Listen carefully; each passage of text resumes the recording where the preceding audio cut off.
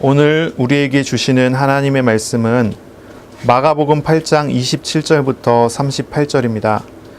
제가 봉독할 때 살아계신 하나님의 음성을 들으시는 은혜 있는 시간 되시기를 바랍니다. 예수와 제자들이 빌립보 가이사라 여러 마을로 나가실새 길에서 제자들에게 물어 이르시되 사람들이 나를 누구라고 하느냐? 제자들이 여짜와 이르되 세례 요한이라 하고 더러는 엘리야 더러는 선지자 중에 하나라 하나이다. 또 물으시되 너희는 나를 누구라 하느냐? 베드로가 대답하여 이르되 주는 그리스도시니이다 하매 이에 자기의 일을 아무에게도 말하지 말라 경고하시고 인자가 많은 고난을 받고 장로들과 대제사장들과 서기관들에게 버림받아 죽임을 당하고 사흘 만에 살아나야 할 것을 비로소 그들에게 가르치시되 드러내놓고 이 말씀을 하시니 베드로가 예수를 붙들고 항변하매 예수께서 돌이키사 제자들을 보시고 베드로를 꾸짖어 이르시되 사탄아 내 뒤로 물러가라. 내가 하나님의 일을 생각하지 아니하고 도리어 사람의 일을 생각하는 도다 하시고 무리와 제자들을 불러 이르시되 누구든지 나를 따라오려거든 자기를 부인하고 자기 십자가를 지고 나를 따를 것이니라.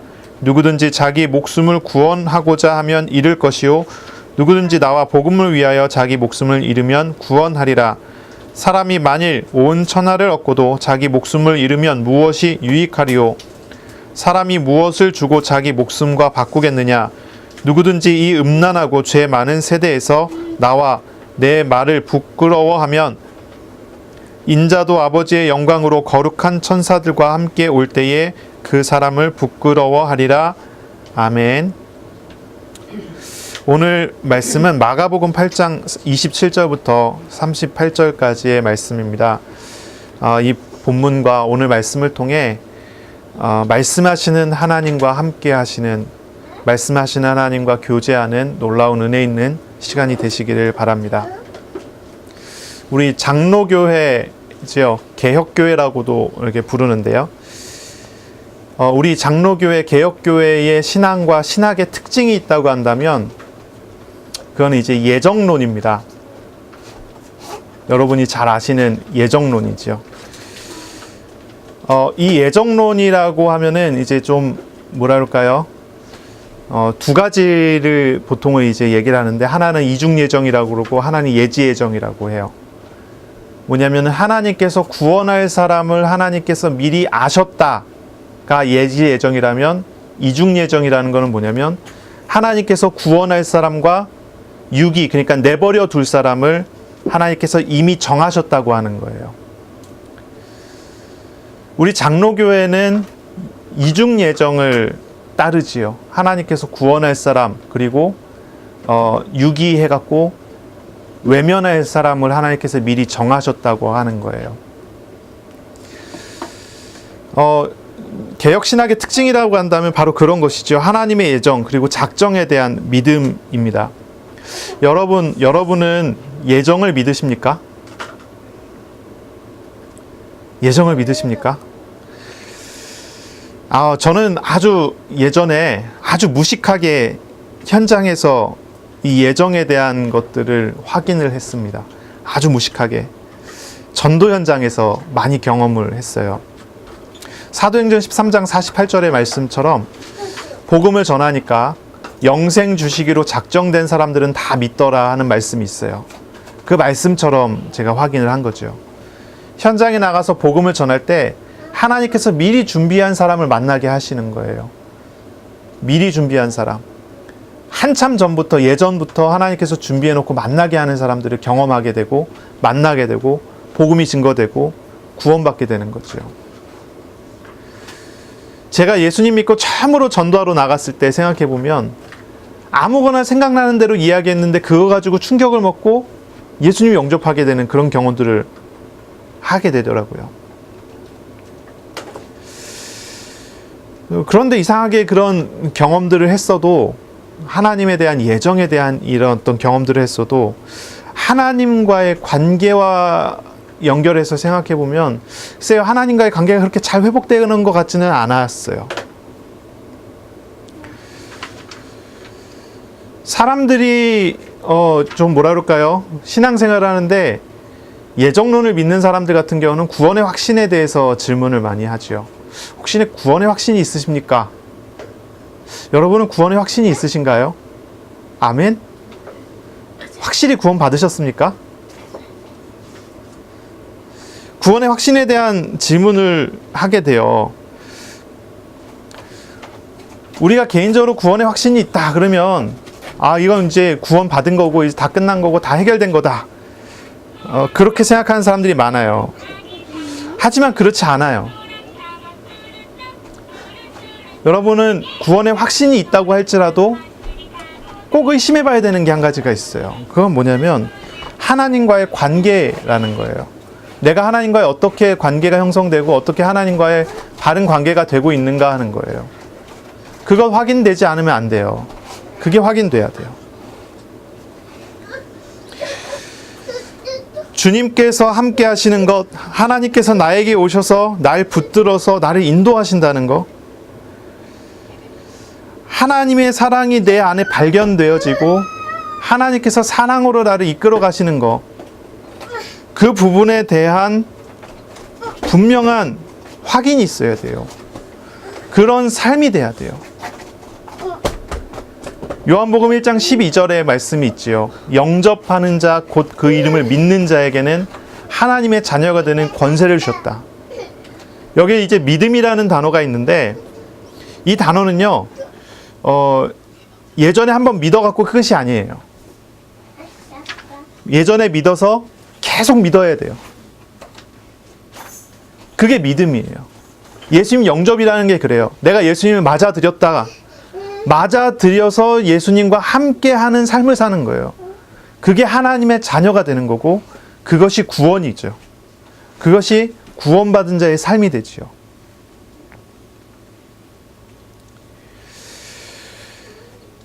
내게 오셔서 나랑 함께 하시는데 내가 삶을 살아가면서 있는 나에게 있는 나의 고통과 나의 아픔을 짊어지시고 말할 수 없는 탄식으로 나를 위해 간구하시는 주님의 기도를 듣는 거예요. 주님과 교제하는 거예요. 어떤 경우에도 나를 인격적으로 대해주시고 오래 참으시고 강제로 행하지 않고 기다리시는 주님과 함께하는 삶을 사는 거예요. 그게 신앙생활이지요. 그게 믿음이지요. 예정론이라고 이야기하면서 하나님께서 구원할 사람을 이미 정해놨고 버릴 사람도 정해놨기 때문에 내가 구원받았고 구원의 확신이 있으면 나는 영원히 구원받은 사람이고 그래서 나는 이제 막 살아도 된다. 이렇게 결론을 내리는 사람들이 있어요. 우리 한국교회에 가장 많은 문제를 일으킨 이단 중에 하나가 그랬죠. 구원파라는 이단이에요. 절대로 신앙생활 그렇지 않죠. 웨슬리라는 사람이 그런 얘기를 했다고 그래요. 웨슬리가 감리교회를 이제 창시했는데 이 사람이 이제 예지예정을 이야기를 해요. 이중예정을 부정해요. 하나님께서 그냥 미리 아셨을 뿐이고 확정한 게 아니다. 이 사람이 뭐라고 하냐면 나는 하나님께서 구원하셨다. 나는 구원의 확신이 있다고 막 이야기하고 나는 구원 받았다고 이야기하면서 술 마시고 타락하고 방종하고 술 취해갖고 돌아다니는 사람 1000명을 봤대요. 그래서 자기는 하나님의 예정을 사실은 믿지만 얘기하지 않기로 했대요. 방종하게 되는 거지요. 방종하는 거. 사람들이 신앙생활을 한다고 하지만 실제로 많은 경우 방종하고 있어요. 장로교회 같은 경우 그런 것 같아요. 특히 구원의 확신에 대한 이야기, 구원에 대한 어떤 그런 부분에 대해서 법적으로 해방받았으니까 됐다. 막 이런 식의 어떤 이야기들을 많이 듣고 그렇게 하면서 방종하게 되는 것 같아요. 치열하지도 않고. 그래서 제가 이제 이 부분을 좀 이야기할 필요가 있는 것입니다. 구원의 확신이 있으면 다 된 것입니까? 아니라는 거죠. 제가 밖에 나가서 전도하다가 교회 다니는 어린 아이들을 만날 때가 있어요. 아이들한테 이제 물어보는 거지요.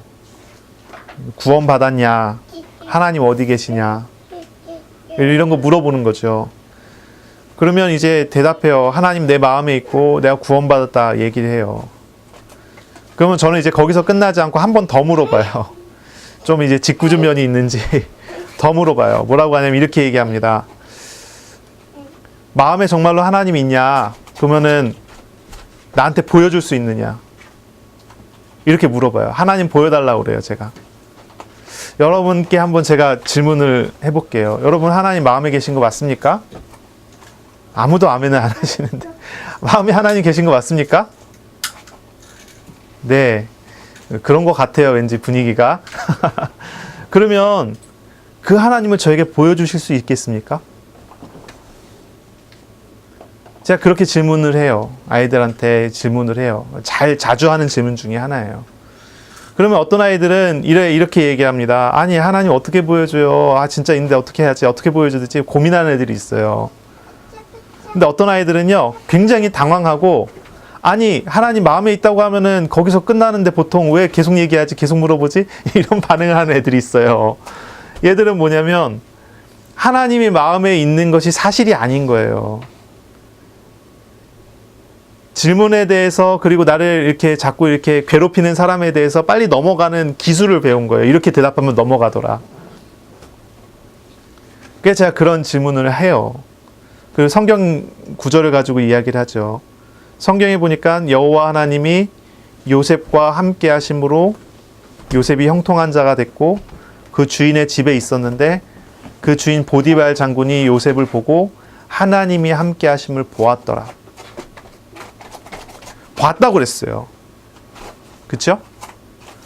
요셉의 삶 속에서 하나님이 보일 정도로 하나님께서 요셉과 동행하시는 증거들이 일어났어요. 그렇지 않습니까? 여러분은 여러분의 삶 속에서 하나님이 함께 하시는 것이 보일 정도로 응답을 받고 있습니까? 그런 삶을 살고 있습니까? 예수 그리스도를 영접해서 믿었다면, 하나님이 함께한 사람이 됐다면, 그거는 한마디로 얘기하면요, 깜깜한 어둠 속에 등불을 갖게 된 거예요. 빛이 비춰지는 게 정상이지요. 빛이 비춰지는 게 사실입니다. 그럼 주변 사람들이 보면서 잘 알지는 못하지만 뭔가 있다라고 느끼지 않겠어요? 하여튼 그런 제가 질문을 하는 거예요. 하나님이 함께하는 거 맞냐? 그냥 그렇게 들어서 그렇게 대답해야 돼서 얘기하는 거냐? 아니면 진짜로 그렇게 믿는 거냐? 근데 제가 밖에 나가서 사람들을 만나보면서 느낀 것 중에 하나가 상상외로 안 믿어지는데 믿고 싶은데 안 믿어지는데 교회 다니는 사람들이 많더라고요. 상상외로. 아, 나 진짜 하나님 믿고 싶어. 그런데 안 믿어져요. 그래서 맨날 기도한대요. 하나님 믿어지게 해주세요. 구원에 대해서 물어봐요. 구원에 확신이 있느냐? 확신이 없어요. 그래, 확신 달라고 맨날 기도해요. 근데 질문, 진짜 중요한 질문 그거예요. 아니, 구원에 확신이 생기면 그럼 구원 받은 것입니까? 아, 믿어져요. 의심되지 않고 이제 드디어 믿어졌어요. 하나님 살아계신 게 믿어졌어요. 그럼 구원 받은 것입니까? 우리 주님께서 오셔서 붙드시고 함께 하셔야지 그것이 구원인 거예요. 주님을 맞아들였어요. 이게 영접이에요. 그리고 주님과 함께 살아가요. 그것이 하나님 자녀의 삶이에요. 근데 주님 없어요. 주님이 없어요. 내게 합리적인 믿음이 있어요. 그것이 구원입니까? 그건 구원이 아니죠. 이게 굉장히 중요한 부분이에요. 예정론과 싸우는 이제 사람들이 많이 있어요. 교회 또 이제 여러 신학자들 중에 예정론을 정말 싫어하시는 분들이 많아요. 심지어는 이제 장로교회 신학 교수면서도 이중 예정을 더 이상 얘기하지 않는 교수님들도 많아요. 왜냐하면 이거를 이야기하면은 부작용이 있다는 거죠. 이중 예정을 이야기하다 보면 사람들이 수동적이게 되고 자기 책임을 다하지 않고 믿는 자로서의 어떤 삶에 문제가 생긴다는 거죠. 하나님이 예정하셨다, 작정하셨다, 하나님 작정하신 대로 예정하신 대로 사람들이 살아가게 된다, 이렇게 가르치면 문제가 생긴다는 거예요. 그러니 이제 그렇게 얘기하지 않고 그렇게 가르치지 않고 적당한 선에서 타협을 하는 거예요. 그게 사실일지라도 말하지 않고 그게 사실일지라도 그걸 강조하지 않는 거예요. 그래서요, 요즘에는요, 이런 이 예정론에 대한 하나님의 작정과 예정에 대한 설교를 듣기가 참 어려워진 시대가 돼버렸어요. 믿고 있어도 말하지 않아요. 근데 저는 이렇게 보는 거예요. 왜 사람들이 예정을 이야기하지 않을까? 왜 예정과 작정을 이야기하지 않을까? 하나님과의 인격적인 만남과 교제에 문제가 생긴 게 아닐까? 저는요, 하나님의 예정을 믿습니다. 저와 여러분은 하나님의 예정과 작정을 믿는 사람들입니다. 맞습니까? 심지어는 우리 교회는 이렇게 설교해요. 시험과 문제를 당했어요. 하나님께서 준비하시고 주신 것이다, 이렇게 가르쳐요, 우리 교회는요. 기도해서 하나님 앞에서 응답받아서 넘어서야 된다, 이렇게 가르치지 않고, 문제 갖고 시험이 왔다 그러면은 하나님께서 허락하신 거다, 하나님의 예정 속에 허락돼 갖고 우리에게 준 거다, 그러니 순종하고 그 속에서 하나님과 동행하라, 이렇게 가르쳐요. 우리 교회는 얼마나 이 예정에 대해서 잘 믿는 교회입니까? 하나님의 예정을 잘 믿는 교회예요. 그런데 우리 교회 사람들에게 그런 부작용이 있습니까? 가끔 보면 있는 것 같긴 해요. 그런데 진짜 그렇게 우려할 만한 문제가 있습니까? 저는 결국은 이 문제는 하나님과의 인격적인 교제가 단절된 문제라고 생각하는 거예요. 결국 거기에서 문제가 오지 않았나 생각해요. 거기서 문제가 온 거예요.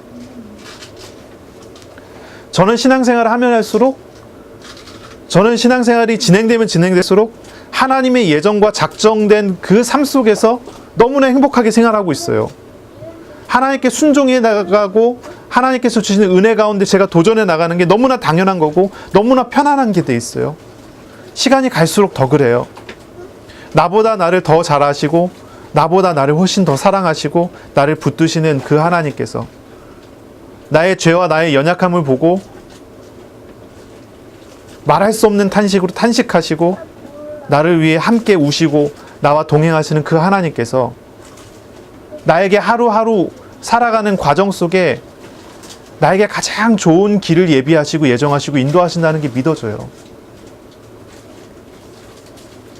제 큰아들 이름이 하나님의 준비예요. 하나님이 준비해 놓고 그 길을 가게 하셨어요. 그래서 저 아이가 태어났을 때 다른 이름이 생각이 나지 않더라고요. 하나님의 준비다. 이 아이는 평생 하나님의 예정을 믿어야 되는 아이예요. 하나님의 작정 속에서 살아가야 되는 아기예요. 둘째 아이를 하나님의 경륜이라고 줬어요. 하윤이라고 줬어요. 하나님의 구원의 큰 수레바퀴가 있어요. 하나님의 경륜이 있어요. 그 속에서 발견됐어요. 그 속에서 나아가고 있어요. 제가 그 속에서 발견되더라니까요. 하나님과의 인격적인 교제가 없다면, 하나님과의 인격적인 교제가 없다면 예정이라는 것, 작정이라는 것은 사람을 로봇으로 만드는 거예요.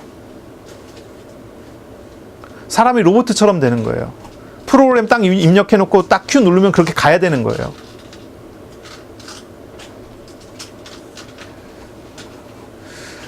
그런데 우리가 하나님을 알게 됐고 만나게 됐고 하나님의 사랑 안에서 발견됐고 하나님과 함께하는 사람이 됐거든요.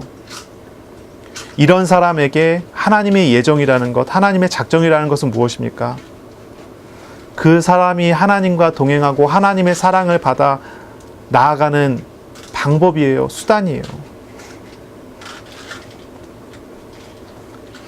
그 길을 가면 갈수록 하나님이 나를 얼마나 사랑하시는지, 나를 위해 어떻게 간구하시는지 깨달아가게 되고 알게 돼요. 시간이 가면 갈수록 하나님이 얼마나 인격적이신 분이신지 하나님의 예정 작정 속에서 경험하게 되는 거예요. 나의 짐을, 나의 고통을, 나의 연약함을 짊어지신 하나님이 나를 하루하루 나아가게 하는데 급하지도 않게 강제로도 하지 않고 오래 참으시면서 인격적으로 문을 두드리시고 여는 만큼 만들어 가시고 세워 가시고 이끌어 가세요. 하나님하고 친밀한 대화와 하나님과 친밀한 교제가 있는 사람은요, 하나님의 예정인과 작정이라는 게 우리를 얼마나 평안하게 하고 얼마나 행복하게 하는 줄 알아요.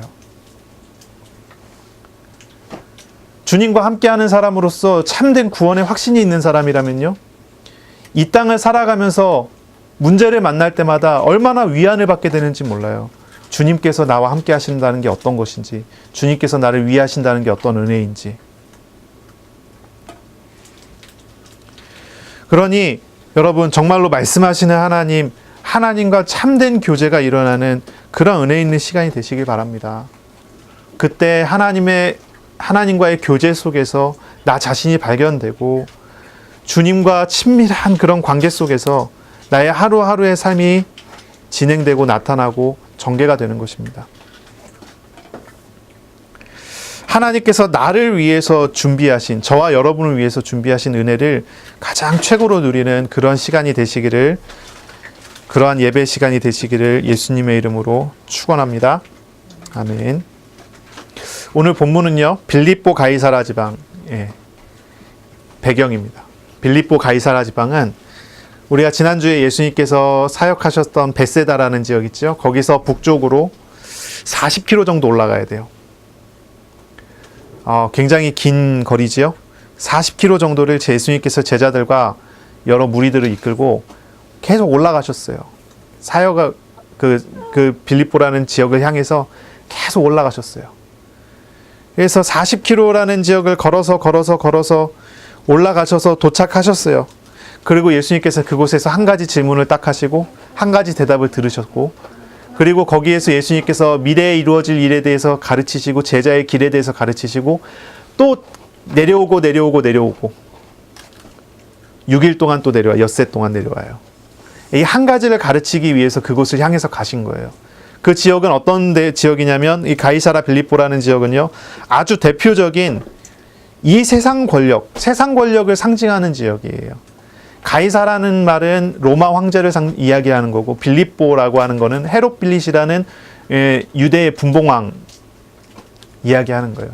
그러니까 가이사 황제, 로마와 유대 왕의 이름을 붙인 지역이에요. 그러니까 상징적인 거죠. 이 세상 권력을 상징하는 지역인 거예요. 그리고 이 세상 권력을 상징하는 그 지역으로 예수님께서 제자들과 함께 올라가셔서 거기에서 이 세상의 권력을 상징하는 그 지역에서 예수님께서 질문을 던지셨어요. 사람들이 나를 누구라 하느냐? 그랬더니 세 가지의 대답입니다.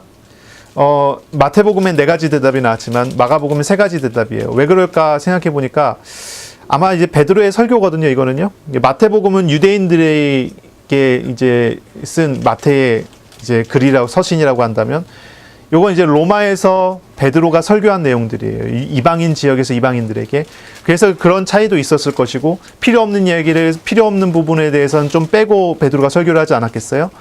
그리고 또 유대적인 요소에 대해서 또 좀 빼고 이야기했을 수도 있고, 또 베드로가 기억하기로는 바로 이 신앙 고백하는 이 장면에서 예수님이 엄청난 책망을 들었던 기억이 있기 때문에 그 책망을 들었었던 부분에 대한 것이 자세하게 기록이 되고, 그 전에는 좀 대략적으로 기록됐을 수도 있고, 어쨌든 뭐 그렇습니다. 3가지의 대답을 해요. 사람들이 나를 누구라 하느냐? 세례 요한이라고 합니다. 엘리야라고 합니다. 선지자 중에 하나라고 합니다. 그런 대답을 들어요. 세상 권력에 상징되어 있는 그 지역에서 사람들이 예수님 어떻게 이야기하느냐고 하는 그런 질문에 대해서 대답이 그래요. 예수님께서 그 전까지 하셨던 사역들은 어떤 사역이었을까요?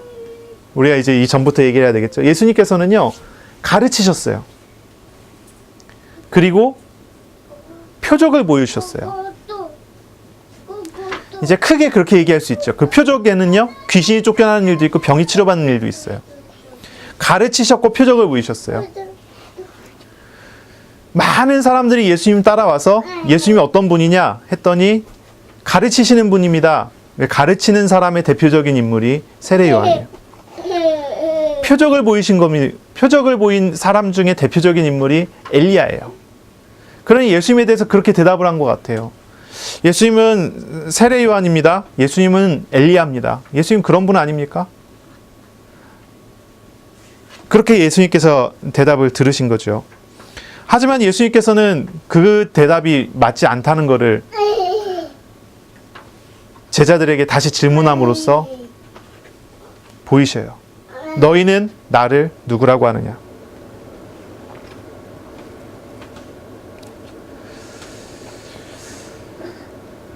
베드로가 대답을 하지요. 주는 그리스도시니이다. 이제 마태복음에 보면 주는 그리스도시요 살아계신 하나님의 아들이십니다. 이렇게 대답하죠. 마가복음에서는 주는 그리스도십니다. 여기까지만 딱 기록이 돼 있어요.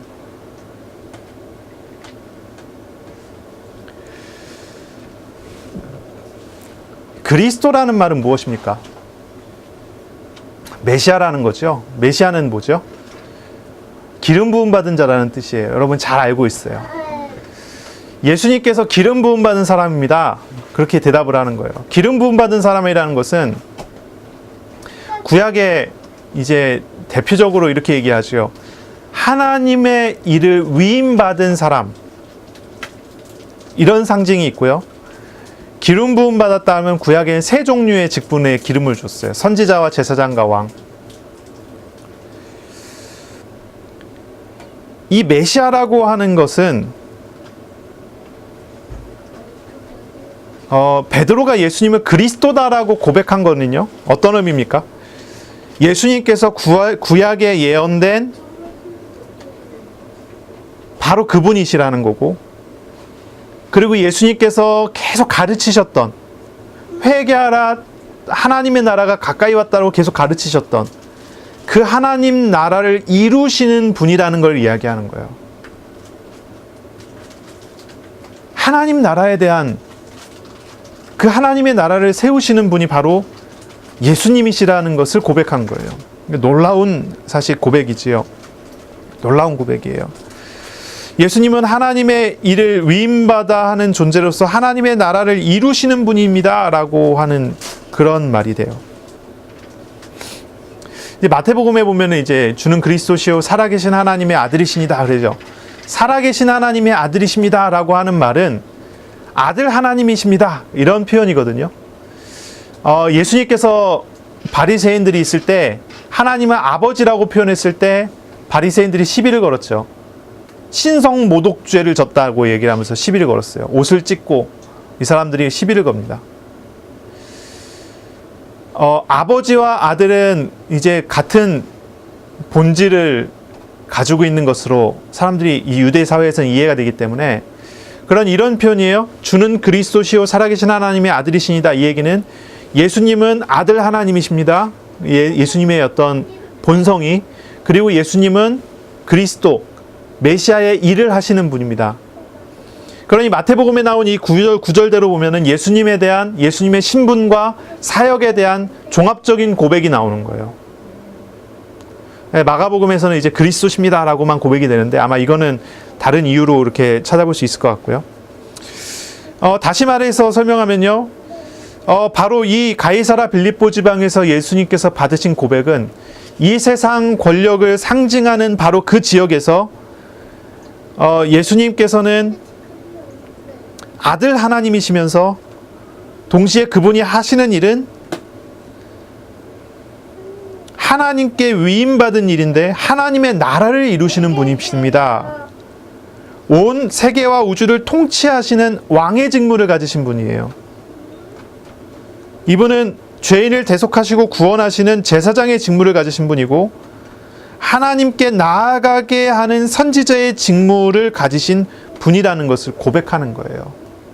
그러니 이 세상 권력을 상징하고 있는 그곳에서 예수님께서는 우주적인 왕으로서 하나님의 나라를 세우고 이루시는 분으로서 고백을 받으신 거예요. 놀라운 일이죠. 바로 그 고백을 들으셨을 때 예수님께서는 굉장히 기뻐하시고 베드로를 축복하셔요. 베드로야, 바요나, 시모나, 요나의 아들 시모나, 너가 복이 있구나. 이 얘기를 해요. 내가 천국 열쇠를 너에게 주겠다. 땅에서 무엇이든지 매면 하늘에서도 매이고 땅에서 무엇이든지 풀면 하늘에서도 풀리리라. 내가 이 반석 위에 교회를 세우리니 음부의 권세가 이기지 못하리라. 베드로가 한 그 신앙 고백은 예수님께서 이루실 하나님의 나라의 반석이 되었어요. 하나님 나라가 어디에서 이루어집니까? 하나님 나라. 교회라고 표현을 했어요. 이 교회는 어디에 이루어집니까? 이 하나님의 나라, 이 교회는요, 바로 예수님 안에서 이루어집니다. 예수님의 직무 속에서 이루어집니다. 그리고 그것을 믿고 받아들이고 고백하는 그 고백 아래서 이루어집니다.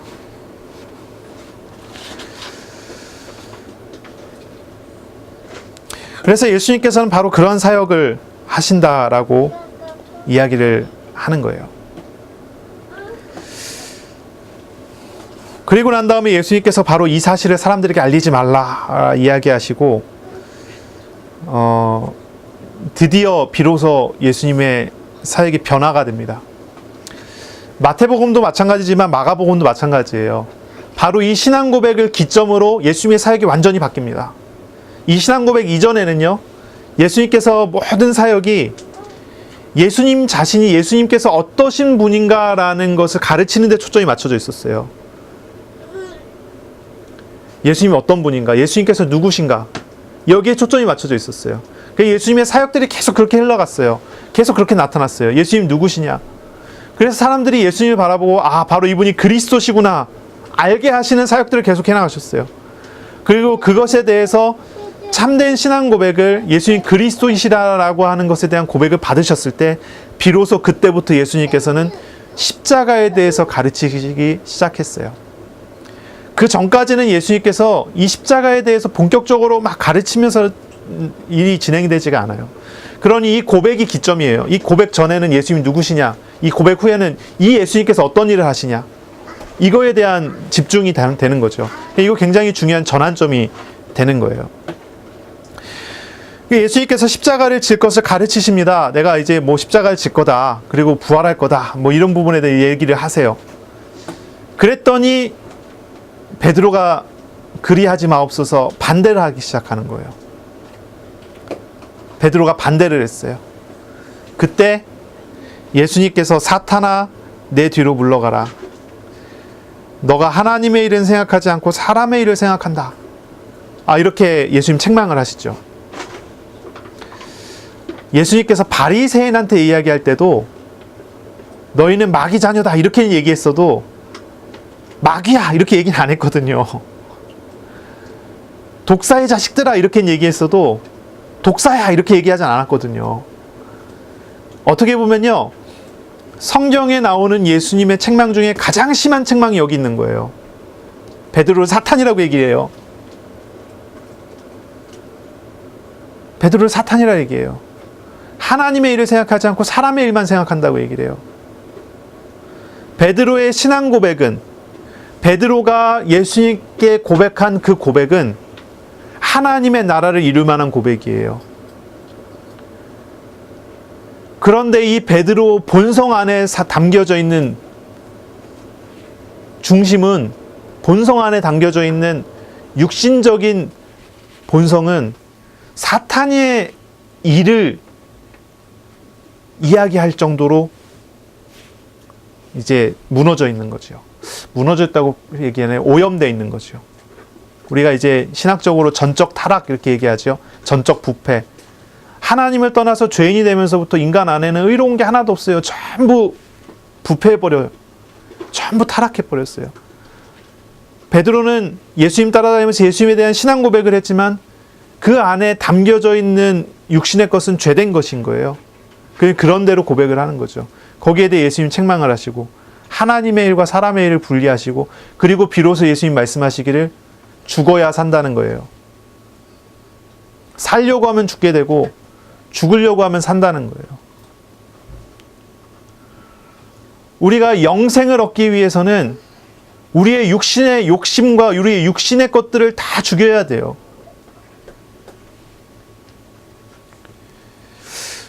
좀 더 다르게 이야기한다면 이렇게 볼 수도 있습니다. 예수님께서 공생의 사역을 시작하시기 전에 광야로 가셔서 시험을 받으시지요. 그렇죠? 금식하면서 금식이 끝날 때 마귀의 시험을 받으세요. 그때 세 가지의 시험을 하죠. 우리가 이야기하기를 보암직하고 먹음직하고 지혜롭게 할 만큼 탐스러운 세 가지의 공격을 이 마귀가 하는 거예요. 저 돌들을 떡덩이로 만들어서 먹어라. 뭐 이런 얘기를 하는 거예요. 그래서 세 가지를 해요. 사람의 정욕을 건드리는 거예요. 사람의 욕심을 건드려요. 그때 예수님께서 사탄아 내 뒤로 물러가라. 내 뒤로 물러가라고 사탄을 이기시고 예수님께서 비로소 나와서 회개하라 천국이 가까이 왔다. 하나님 나라 가까이 왔다. 복음을 증거하기 시작하셨죠. 예수님께서 시험을 이기시고 예수님께서 누구이신지를 사람들에게 가르치기 시작했죠. 그리고 비로소 또 오늘 본문에 왔을 때 신앙 고백을 들으셨어요. 그리고 복을 주시고 예수님의 사역의 전환점이 이루어져요. 십자가에 죽을 것에 대해서 이야기했을 때 또 한 번의 시험이 오게 되는 거예요. 이건 마귀의 유혹이에요. 마귀의 시험이에요. 십자가의 죽음에 대해서 이야기할 때 예수님께서 그 죽음이 얼마나 비참한 것이고 죄의 무게가 얼마나 심각한 것인지를 제자들이 알고 있어요. 그것을 설명하시는 거예요. 메시아로서 오셔서 메시아로서의 사역을 하세요. 바로 그것은 하나님의 나라를 이루는 거예요. 그 하나님 나라를 이루기 위해서 모든 더러운 것을 예수님께서 다 짊어지셔야 된다는 거예요. 모든 연약한 것을 다 짊어지셔야 된다는 거예요. 모든 고통을 다 짊어지셔야 된다는 거예요. 그게 바로 십자가예요. 십자가의 고통과 죽음을 설명하는 거예요. 거기에 마귀의 유혹이에요. 그리하지 마옵소서. 그리하지 마옵소서. 이게 하나의 사탄의 시험인 거예요. 이 시험은요 아주 보암직하고 먹음직하고 지혜롭게 할 만큼 탐스러운 것처럼 보이는 것을 가지고 와요. 예수님께 십자가를 버리라고 제안하는 거예요. 십자가를 버려라. 십자가가 없어도 당신은 충분히 영광되지 않느냐. 십자가를 버리라는 거예요. 십자가가 아니래도 충분히 당신은 그 나라의 주인이 되지 않느냐. 하지만 예수님께서는 분명하게 거절하시고 십자가를 지는 일이 하나님의 일이라는 것을 선언하시는 거예요. 어렵고 고통스러운 길이라고 해도 그것이 바로 하나님의 영광의 길이에요. 하나님의 의를 만족시키고 사랑하는 사람들을 구원하시는 사역이기 때문이지요.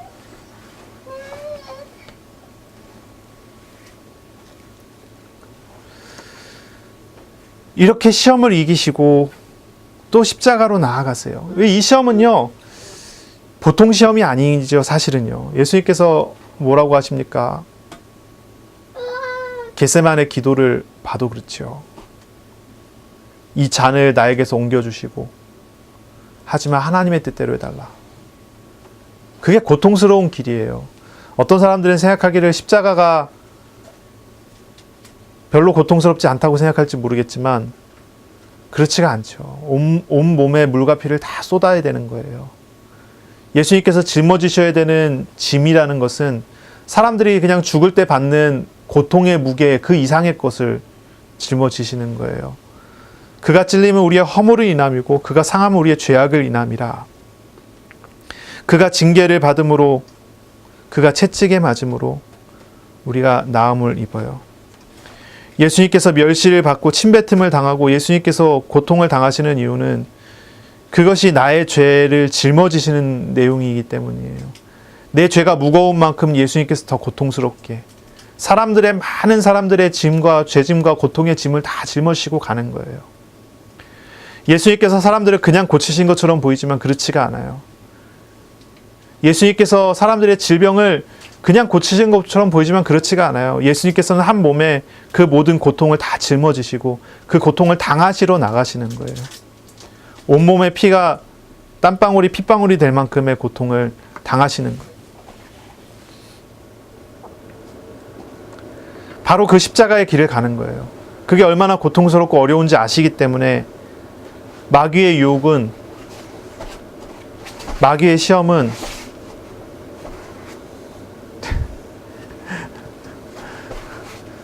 예, 마귀의 시험은 보통 일이 아니죠. 갑자기 아기가 네.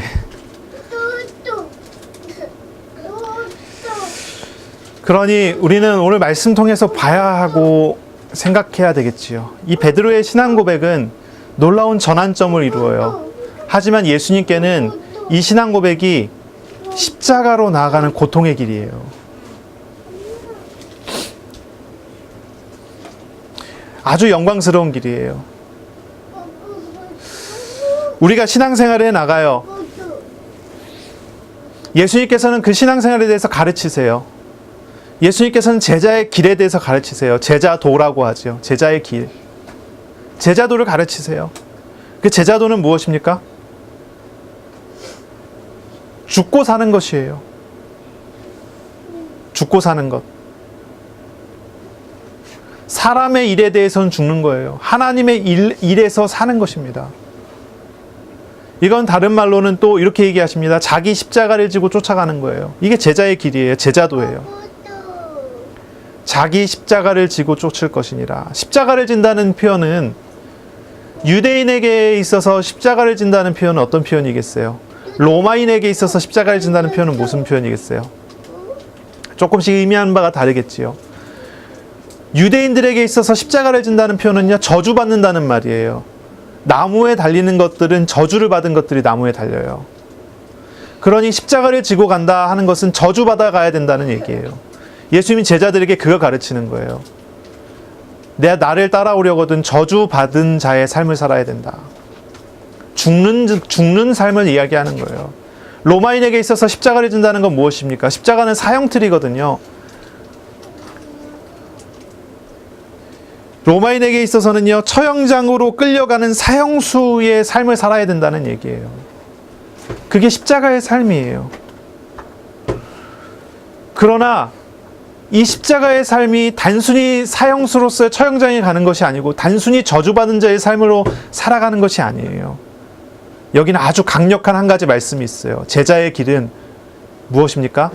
십자가를 지고 나를 따라와야 한다는 것입니다. 예수님께서 모든 죄와 저주와 죽음을 짊어지고 십자가에 달리시니까요. 우리는 바로 그분이 짊어진 것 같은 십자가를, 그분이 달리신 것과 같은 십자가를 짊어지고 주님의 길을 따라가면 돼요. 주님이 모두 짊어지셔서 모든 죄와 저주를 십자가에서 완전히 씻으시기 때문에 제자의 길은 바로 그 십자가를 의지하여 가는 길이 돼요. 베드로는 이야기하지요. 이렇게 표현합니다. 너의 영혼을 주께 의탁하라 이야기해요. 너의 영혼을 주께 의탁하라. 우리의 신앙생활이라는 것이 분명히 그런 것이지요. 제자의 길이라는 것이 그런 거예요.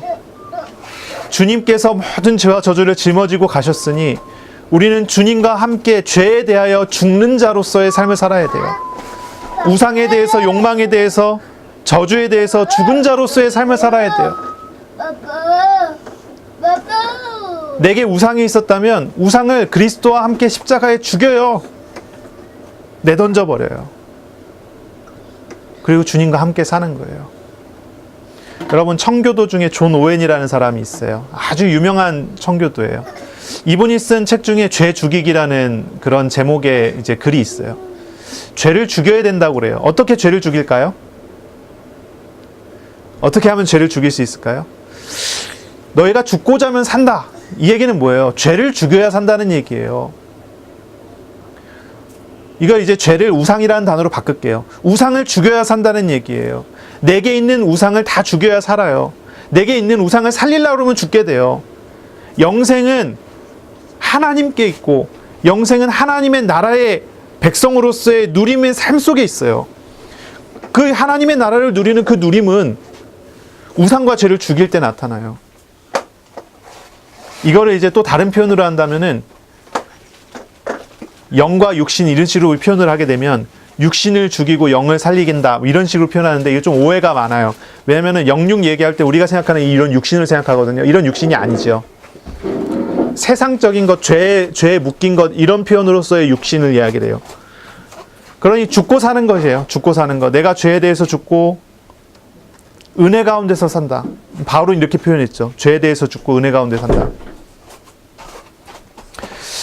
이 오웬이라는 사람이 이 청교도 이 경건한 우리의 신앙의 선배가 죄를 죽여야 된다고 얘기를 해요. 그리고 죄를 죽이는 방법은 뭐냐? 우리의 영혼을 주께 의탁하는 거예요. 죄를 짓지 않기 위해서 죄의 목록에 대해서 적어놓고 그걸 하지 않기 위해서 노력하는 게 아니에요. 그렇게 하는 게 아니에요. 내 안에 죄된 것을 깨달아가고 알아가면 알아갈수록 그걸 깨달아 알고 그것을 의지하고 그것을 따라가고자 하는 마음을 다 내려놓고 주님께로 의탁하는 거예요. 내게 죄가 계속 있지만 죄에 얽매이지 않는 삶을 살아요. 죄에서 자유한 삶을 살아요. 하나님 안에서 하나님을 따라가는 믿음의 과정을 가요. 그게 죄를 죽이는 길이에요. 우상을 죽이는 길이에요. 제가 이 부분에 대해서 좀 알고 싶어갖고 책을 여러 권을 찾아봤는데요.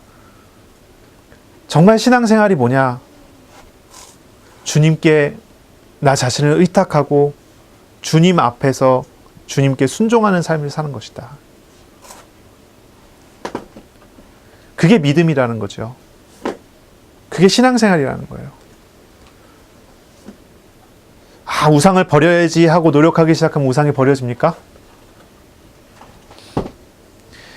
그게 또 다른 묶임이 돼갖고 우리를 묶어버려요.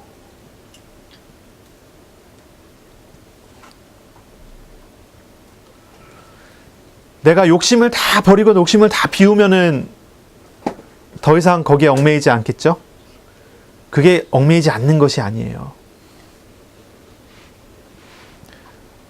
더 얽매여져 버려요. 신앙생활을 하면서 저는 느끼는 것이 뭐냐면 정말 주님 안에서는 이런 자유가 있구나 이렇게 느껴요. 얽매임에서 자유하게 돼요. 묶임에서 자유하게 돼요. 사방으로 우겨싸임을 당하여도 쌓이지 아니하고 거꾸로 틀림을 당하여도 망하지 않아요. 놀라운 은혜가 있어요. 주님과 함께하는 삶을 사니까요. 어떤 얽매임도 어떤 문제도 문제가 되지 않아요. 자유하게 되고 해방을 누리게 돼요.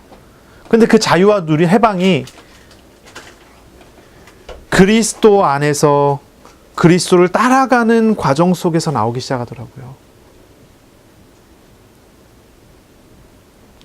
여러분 문제에 얽매여 있습니까? 그게 우상입니다. 여러분의 삶에 일어나는 여러 가지 일 때문에 여러분이 고통당하고 있습니까? 그게 우상 때문이에요. 거기에 얽매여 있기 때문이에요.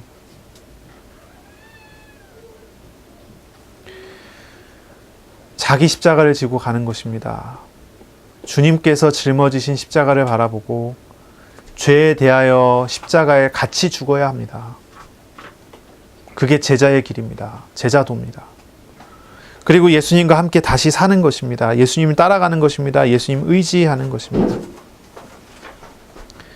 그게 참된 과정이고 참된 길이 됩니다.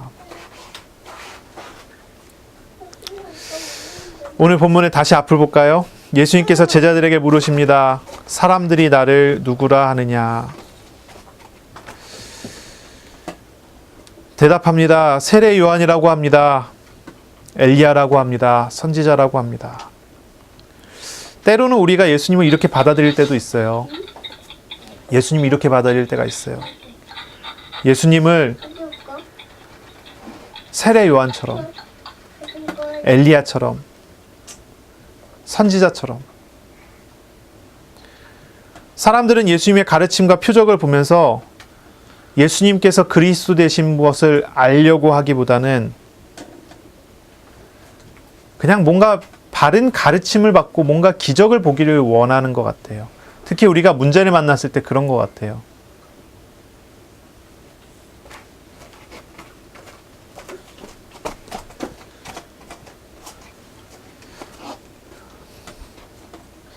우리가 예수님을 바로 아는 것, 여기서부터 우리가 시작을 하는 것입니다. 예수님 바로 아는 것, 예수님이 어떤 분이고 어떻게 사역하시고.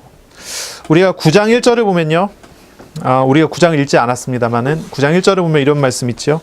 또 그들에게 이르시되 내가 진실로 너희에게 이르노니 여기 서 있는 사람 중에는 죽기 전에 하나님의 나라가 권능으로 임하는 것을 볼 자들도 있느니라 하시니라. 그럼 뭐냐면은 결국은 이게 하나님의 나라에 대한 설명이라는 거죠. 하나님의 나라. 예수님께서 그리스도십니다라고 하는 그 고백은 하나님의 나라를 염두에 둔 거예요. 바로 그 하나님의 나라의 통치자로서, 그 하나님 나라의 사람들이 참여하게 되는 제사장으로서, 죄를 대속하시는 제사장으로서 그 길로 열어가시는 선지자로서의 역할을, 일들을 하시는 분이라는 고백이지요. 그리고 이 하나님 나라를 볼 사람이 있다라고 이야기하셨는데, 이거는 다음 주에 우리가 읽을 본문에 나오는 거예요. 변화산에서, 변화산에서 예수님께서 변화되는 모습을 보여주셨던 그 장면, 그것이 이제 하나님의 나라를 보게 된 것으로 이렇게 해석을 하게 되는데, 그러니까 이 9장 1절에 대한 해석이 여러 가지가 있어요. 근데 여러 가지가 있는데 가장 타당한 해석은 이 변화산의 모습을 예수님 보여줄 거를 이야기하신 것으로 이렇게 이해하는 게 가장 타당한 해석으로 봅니다. 어쨌든 그건 이제 다음 주에 좀 더 얘기할 부분이고요.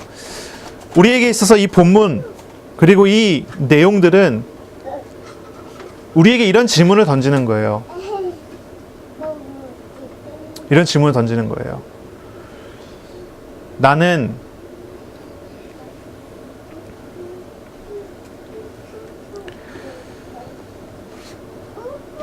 주님과 참된 만남 교제를 하고 있는가? 맨날 설교가 맨날 똑같은 결론으로 향해 날아가지요.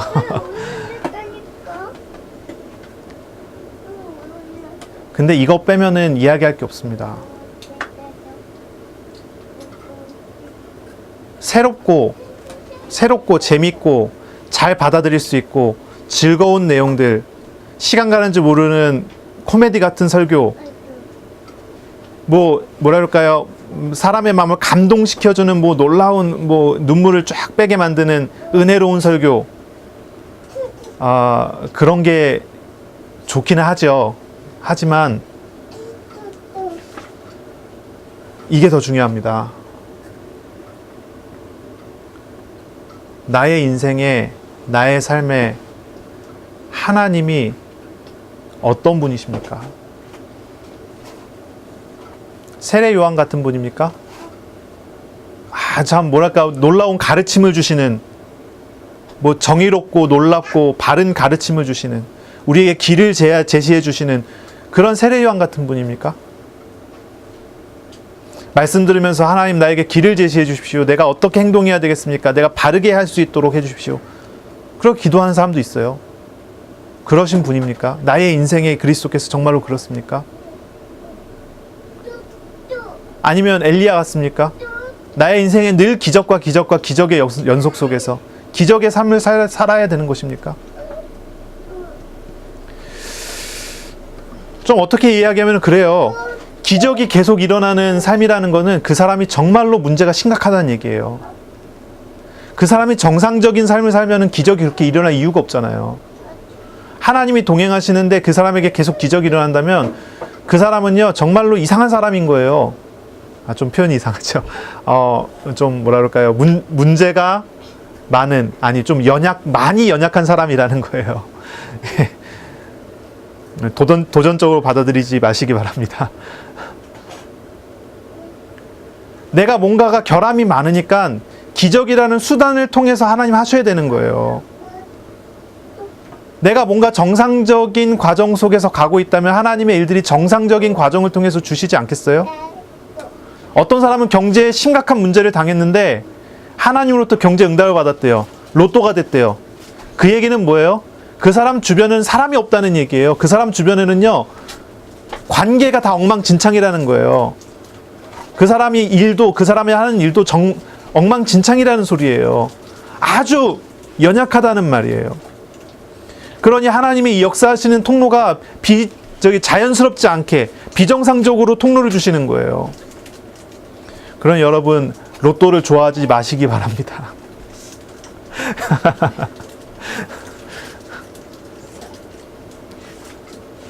하나님과 정말로 동행하는 사람 잘 생각해 보세요. 하나님과 동행하고 하나님을 잘 믿는 사람, 하나님과 함께하는 사람은 물이 흘러가요. 물이 흘러간다니까요. 정상적으로 가는 거예요. 정상적으로 가는데 다 살아나는 거예요. 물이 가는 곳마다 다 살아난다니까요. 개울가가 다 살아나요. 시냇가가 다 살아나요. 성전에서 물이 흘러나왔어요. 이건 에스겔서 48장의 환상이지요. 그 비전이지요. 성전에서 산꼭대기 성전에서 물이 흘러나와요. 바다까지 흘러가는데 막힘이 없어요. 가는 곳마다 다 살아나요. 어부들은 많은 물고기를 잡고 주변의 나무들은 많은 열매들을 맺어요. 그게 신앙생활이지, 그렇지 않습니까? 그게 정상이지 않습니까? 사람들은 비정상을 너무 요구한다니까요. 그리고 비정상이 맞는 것처럼 당연한 것처럼 생각한다니까요. 그렇지 않아요. 신앙생활 그렇지 않아요. 우리가 하나님과 인격적인 교제와 관계를 하면서 하나님 안에서 내가 하나님과 교제하면서 살아가면은 하나님이 채우시는 은혜를 누리고 하나님이 준비하시는 것을 먹으면서 살아간다면 그 사람의 삶이 어떻겠어요? 물이 흘러가는 거예요. 이게 시편 1편이에요. 복 있는 자는 어떤 사람이에요? 악인의 꾀를 쫓지 아니하고, 그렇죠? 복 있는 사람이 어떤 사람이에요?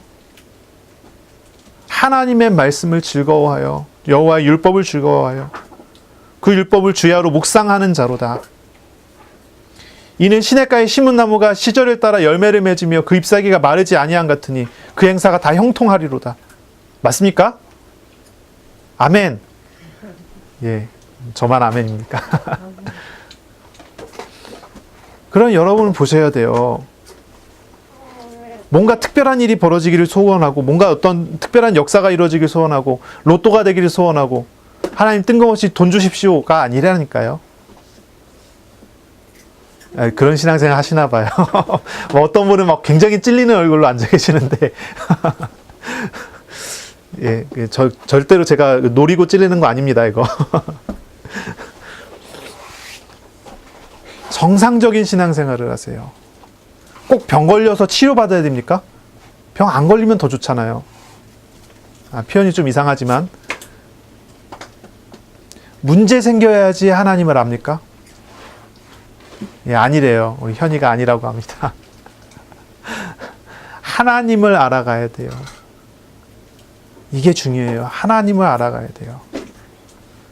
죄에 대하여 죽고 의에 대하여 사는 삶을 살아야 돼요. 예수님을 따라가는 그런 믿음의 과정을 가야 돼요. 우리에게 엘리야 같은 세례 요한 같은 거를 좋아하는 마음이 분명히 있어요. 육신적인 것, 사람의 것을 좋아하는 마음이 있어요. 베드로 보면서 왜 이렇게 미련한 말을 했을까가 아니라 저는 베드로 보면서 참 내 마음을 대변해 주는구나. 그렇게 안 느껴지십니까? 저는 그렇게 느껴지더라니까요. 나보고 하나님께서 십자가의 길을 가래요. 내가 진짜 가기 싫은데. 그렇게 안 느껴지십니까? 저 예전에는 베드로 보면서 무식해 이랬는데 최근 들어갖고는요, 베드로의 말을 보면서요, 내가 진짜 이렇구나. 그런 생각 들어요. 내가 예수님을 시험하는 사람이었구나. 예수님을 따르는 사람이 아니라 예수님을 시험하는 사람이었구나. 죄에 대하여 죽어야 돼요. 우상을 버려야 돼요. 근데 이 우상이 얼마나 나한테 매력적인지 예수님 이 우상 살려주시면 안 돼요. 예수님께 그렇게 얘기하는 거예요. 예수님을 시험하는 자. 하나님 나한테 로또 주세요. 예. 예수님을 시험하시지 마시기 바랍니다. 메시지가 왜 자꾸 이상한 데로 가죠? 우리의 길을 보셔야 돼요. 우리는 예수님을 알고 믿고 따르는 사람이 돼야 돼요. 그리고 우리는 자기 십자가를 지고 주님을 따르는 사람이 돼야 돼요. 예수님께서 베드로를 책망하시지만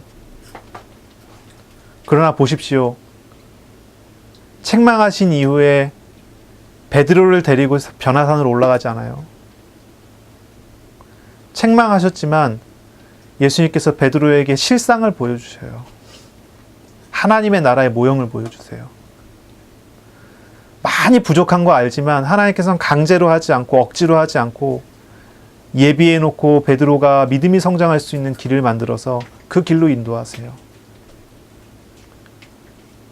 말할 수 없는 탄식으로 탄식하시면서 예수님께서는 그를 위하시고 그를 도우시고 결국 베드로가 하나님의 나라의 일꾼으로 초대교회에 하나님의 나라를 세우는 그런 하나님의 도구로 크게 사용되게 되죠.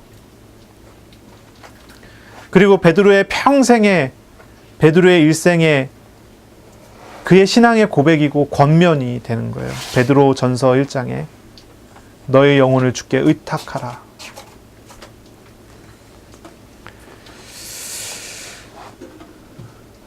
주님을 따르시기를 바랍니다. 예수님을 따라가시기 바랍니다. 자기 십자가를 진다, 죄를 버린다가 아니고 주님을 따르는 것입니다.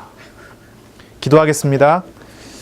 하나님께 감사합니다. 오늘도 우리에게 말씀 주시고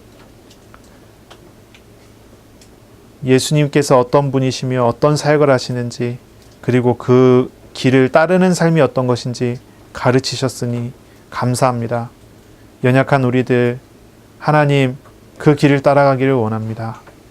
모든 죄와 우상을 버리고 주님과 함께하는 삶 살길 원합니다. 주님과 인격적인 참된 교제와 만남 속에서 우리를 위해 준비하고 예비하신 그 길을 따라 주님 안에서 주님과 함께 걸어가기 원합니다.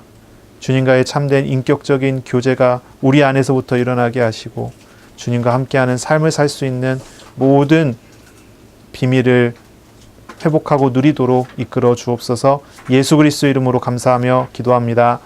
아멘.